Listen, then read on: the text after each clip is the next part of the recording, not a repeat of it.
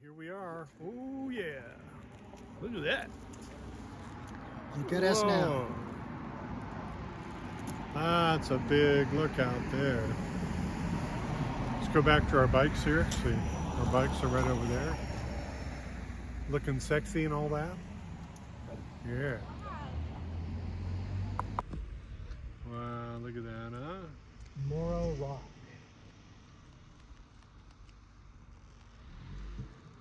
Castle Rock. It's crazy, man. Milk Ranch Reef. Peak. Milk Ranch Peak.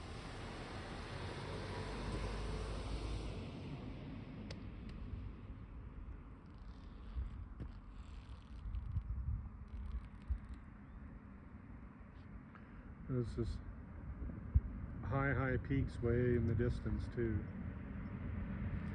Crazy, man. Yeah. What way are we facing? See, that's west. Yeah, the sun goes down the west over there. So this is north over here. Yeah. It's a fox, rattlesnake, quail, mountain king snake, some frogs. There's a little rodent. Castle Rock, 9,000 feet. Mount Ison. Ooh. 12,160 feet. More rock. Yeah, it's just crazy, man. The height elevation gain. It's fucking crazy.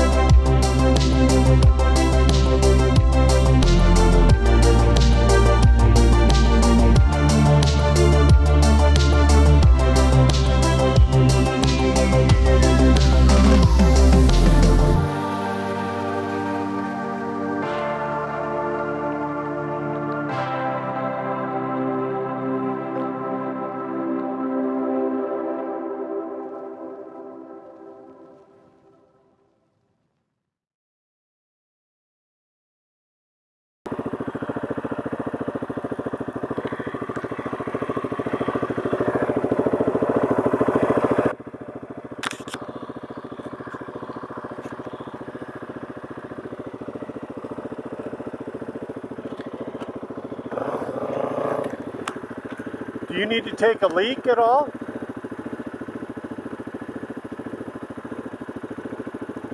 You did back at that corner. You want to take a leak again? No. Huh? No. Okay. We gotta find a place to sleep. Yeah. I know. We're in a national park and they regulate it, so it may be tough, you know. I got you. But if we find something that looks sneaky, we can do that too.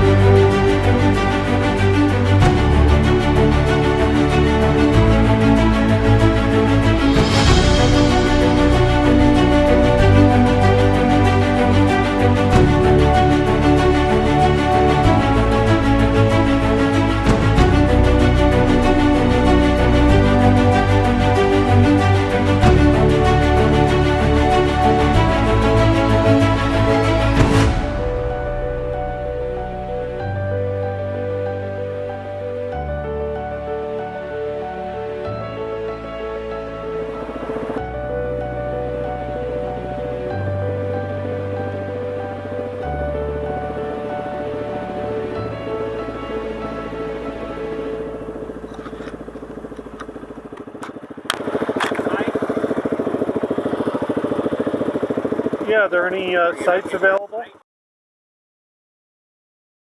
Hey, hi, good morning. Good morning. We're in Stony Creek Campground, somewhere in the Sequoia National Forest. Is that where we're at? Sequoia National Forest. Yeah. I don't know where we're at. We motored, exactly. so we came out of Visalia, the, shoot, I forget the highway name. And we put in so many miles on the motorcycles. It's, film, I don't care how we film it, it's just, we lost track of the amount of hairpin, 10 mile per hour hairpin turns we went around coming up here.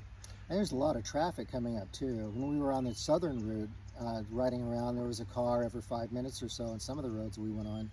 Here it was just constant. You had to be really on it and make sure you... Yeah, the crowds suck because you get behind whoever and fill in the, what do you call it, the rabble raisers.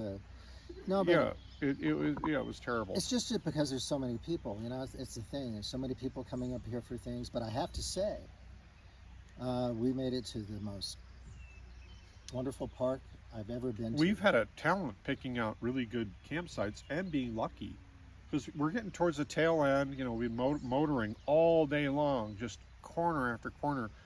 We went through the giant redwoods up over there, and those were freaking amazing. We were standing up on our bikes. We didn't do any drive-bys. We should have, but we were pressed for time. It would have been fun to have done a drive-by where, you know, we're standing up going through that redwood forest. But it was fun. But yeah, it started getting to be dusk, and we're like, okay, you know, I started looking for spots we can camp, even if I could dash our motorcycles behind like a tree and camp out and back or whatever. And we ended up finding this campground. We were disheartened at first because we were coming up the way, and every campground we passed, at least 2 or 3 were closed. And it's like, okay, is this the trend? So, yeah. So there's a general store up the way. There was no way you could pay. We didn't have cash. So the camp host is nice enough to say, hey, next morning, just go down, get it. I trust you guys.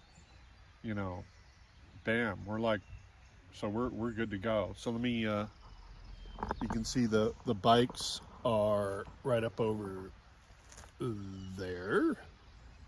We have our tent set up over here. We have restrooms, what is it, right behind the tent over there. Here's the other side. There's like a little creek there that feeds into a main river back over here. And I was joking, this campsite's so damn big, it can fit like, I don't know. 3, 4 campsites. 3, 4 campsites into one. We have like, I'm joking, this is like our kitchen. And we have like a living room. We have a bedroom over there. So. We have a parking stall over in that North 40. Yeah, it's beautiful. I don't, you know, wow. It's really nice. We have our coffee going. Of course, we were a little bit worried about this tree falling on us, but yeah, there's this damn tree right here. It's like a big, maybe you can see it there. Goes like. But we felt a lot better when we figured out it wouldn't fall on us if it fell. If we hear it crack-a-lacking, we better be a tracking. It's like crack, crack. I'd be like, Matt, stop that crack, and then the tree falls. Yeah, there's nothing to worry about. You just have to make sure you have your tennis shoes on. Run real fast. But so anyways, we're gonna think what we're gonna cook this morning is we're gonna cook. I brought some freeze-dried food which we haven't had, so we're gonna delve into the freeze-dried menu. We already went through our fresh potatoes and everything. We're actually slowly over time we're driving a little lighter. Well, you picked up a gallon of gas though. Right. So he has a big gallon container, big square gallon container. Because we're going these huge distances and I'm freaking out, ending up without gas in the middle of Range nowhere. anxiety, yeah. So, especially up here, you never know when you run into a gas station or not. I think the environmentalists in our government are deciding gas stations are bad, so they're just, oh, well, it's a national park. We can't have a gas station in a national park. That's just impossible. So they take the gas stations out. So now everyone's left stranded up in the mountains. I don't see any EV pumps either. No EV charging stations up here. Did you? Yeah, no. No, I don't see many Teslas. Not many. Not. Yeah, so I you're haven't gonna, seen one. make. It's nice packing the fuel. The motorcycle's been driving. Mine is, man, I'm so comfortable with it. Even though it has weight, the way I position the weight around the bike is really good. A little heavier stuff down low in the bags. Putting those bags down low, putting the fuel up front, the extra fuel up front has really made a difference, you know. So I think with a bike, it's so much how you pack it, you know, it makes a big difference. What I find interesting is I've never really packed up like this before, and I have these backpacks and things on the back. and I have a saddle pack also. So when I sit on the bike, I'm right in the middle. I mean, I can lean back a little bit. I can scoot forward maybe a couple of inches, but that's it. I'm kind of locked in. And getting that right and getting feet on the ground, it's a whole new experience. So every time, you know, there are all these different modes of riding, you know, the dirt street, the trail. I mean, they're all different beasts, and it's a great learning experience. Yeah, in general, though, you're better going around corners, you know, getting weight on that that front wheel, especially with dual sport bikes. You know, you really need to. That's why in a lot of training courses, you see guys, they'll lean forward on the bike and they'll lean into the corner. They'll go forward and in. And that's kind of a good position going into a corner. And then you trail. So you hit that front brake and you scrape. So you basically scrape energy off the front and you pitch that. So usually what I do is you can go hot into a corner, but you go straight on the outside edge. You apply both brakes, come down to speed, let go of the rear very slowly, and then lean in while still holding that front brake. You scrape, scrape, scrape into the corner. You can release a little bit if you're going to, but basically you're maintaining that. And then you keep looking, you leaning in and up over that front wheel as you see the exit coming, where you can see the corner exiting. Then you roll off that brake very gently and throttle on. You want to throttle on, because that throttle on, the bike will lift. Bikes lift when you throttle them, right? So they'll lift like this. So you want to do it very gently, because you don't want any abrupt changes at all. But you slowly throttle on, and that stabilizes the bike. I noticed that when you go around corners, if you don't keep that centrifugal force going, you know, either in the engine, the gyroscopic effect, it's important to keep that kind of running, you know. Yeah, and mine's I think it makes a lot of difference on your bike too. My bike is an older bike. Well, I don't care if it's old or not. It runs great. This thing's a tank, but there's some chain lash and things in it, and the throttling, and then you get up in the higher elevation, it's carbureted, so I'll put on the gas and I'll have power, and then it'll go into a dull spot, and then it'll pick up power again in the throttle, and all these touchy things. And when you're going around these corners and these bends and you're feathering the brake and you're doing this, you're changing gears. I'm gearing down and gearing up. Sometimes it's a challenge. You know, you hit the gear wrong or you miss that thing and the thing jerks on you. You're trying to go around a corner and it can be pretty touchy. So I would say, you know, start slow and speed up, but, you know, always be safe. Yeah, so anyways, we'll be making breakfast soon, and we'll probably do a quick tour of like the little river and the campground, and anyways, take it easy. We decided to go on a little walk here. We're gonna hit down to the river. Stony Creek, here's the restrooms here. They're pretty nice. Of course, all of them go with the no flush now.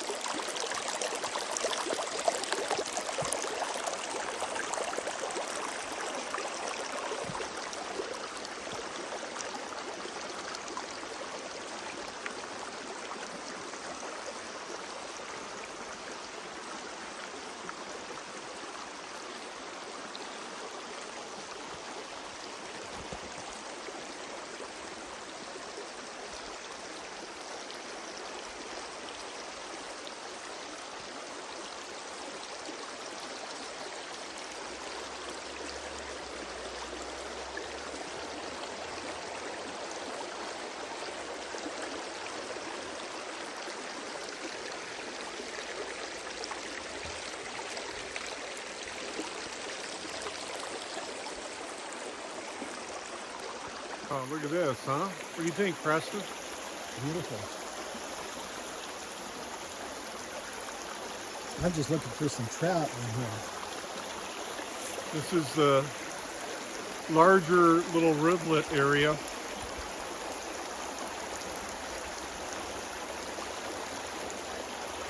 Pretty cool, man.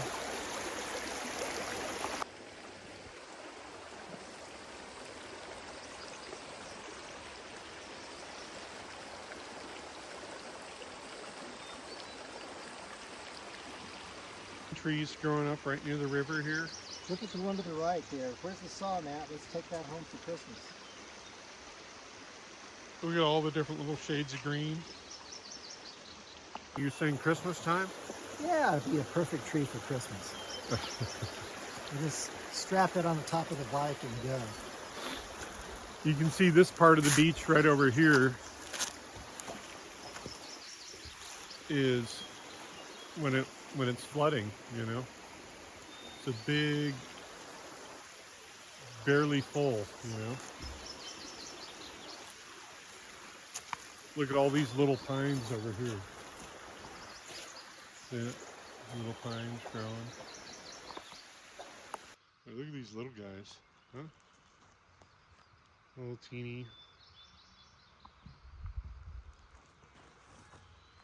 teeny guys just started sprouting up.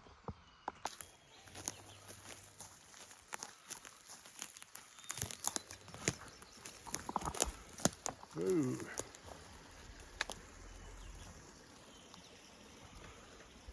Ooh. Think we can make our way along this log here? No. No? No, you go ahead and fall in, Matt. I'll pass. I'm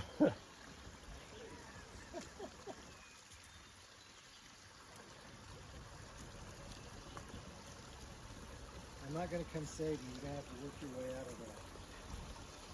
I hope your funds do it. Water too. You don't have any guts there? Preston. Preston, my man. Look at that. You can get on here. We can have I can bounce you off.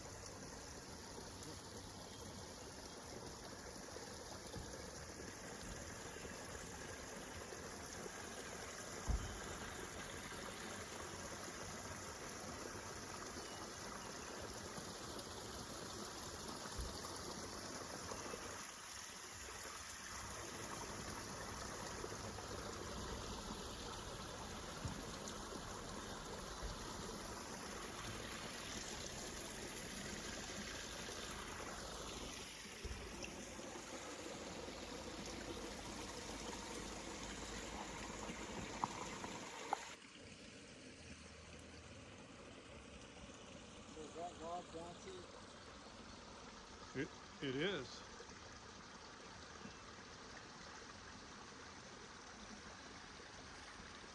Pretty cool. Little rivulet, little stream feeding the other river area. It's where all the mosquitoes are coming from.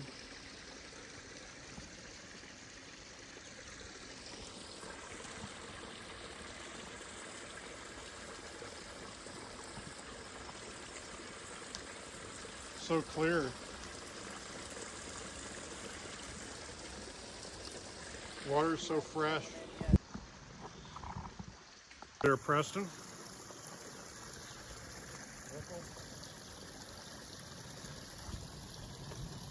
Tight rope now. The old surfing, skateboarding muscles coming in.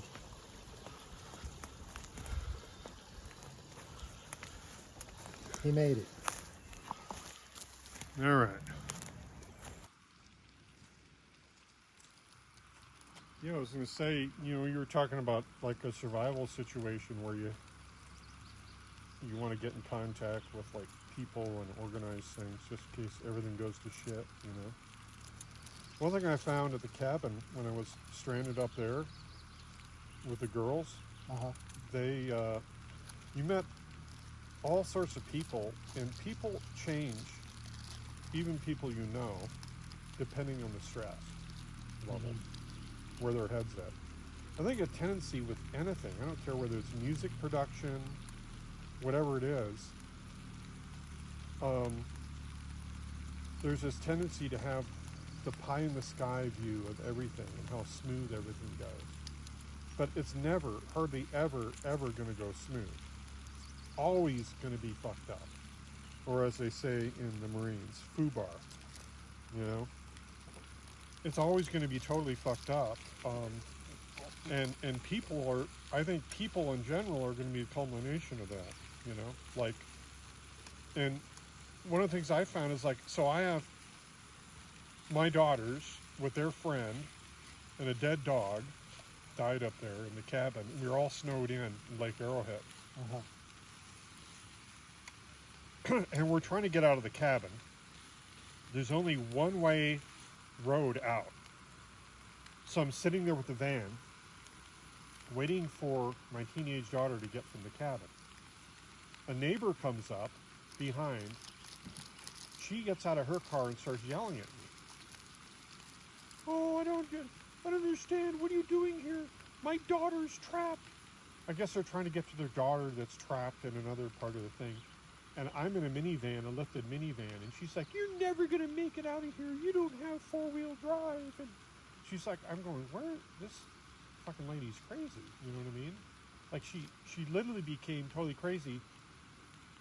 She doesn't realize that I actually have three people, girls, not just her one daughter. So she's comparing her one daughter to the three people that I have that I also need to get out. But she's not thinking about that at all, right? People only, they become the worst version of themselves under stress. There's certain people that get better under stress.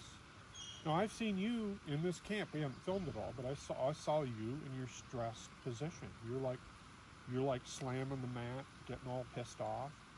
I get pissed off too.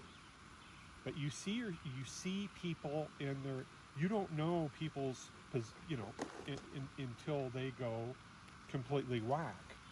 That's why I think it's good to get out and camp. First of all, you learn to put up with stupid shit. If it's the first time you've done it and you haven't camped in a while and you don't know the frustrations, right? You're not going to know what to expect. And you're going to get frustrated. The other thing is planning. Practice makes perfect.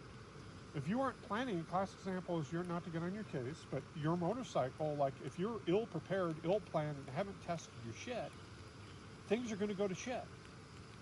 And then there's only one person to blame for that, it's you. Well, right? Things are going pretty good, I would say.